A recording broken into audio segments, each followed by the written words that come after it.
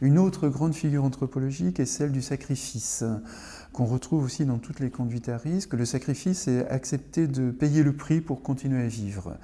Donc, par exemple, les scarifications, la toxicomanie, les toxicomanies plutôt, ou d'autres formes d'addiction, là où le jeune aurait pu avoir une vie tranquille, paisible, en enchaînant les jours dans une vie quotidienne jalonnée par des emplois du temps apaisés, finalement, le sacrifice est plutôt une manière d'accepter de perdre une part de soi, mais pour sauver l'essentiel, avec parfois des emplois du temps qui est très meurtri, où on se fait régulièrement mal, où on ingère régulièrement des substances qui mettent dans des états de délabrement physique avancés, mais en même temps c'est évidemment une quête recherchée.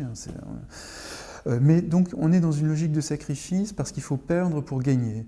Il faut perdre une part de soi, mais c'est pour sauver sa vie. Par exemple, les scarifications sont une manière de se faire mal, mais pour avoir moins mal. Une manière de sauver sa vie en payant le prix de la douleur, donc en se faisant régulièrement mal, en se faisant des cicatrices et autres, mais c'est justement pour ne pas mourir.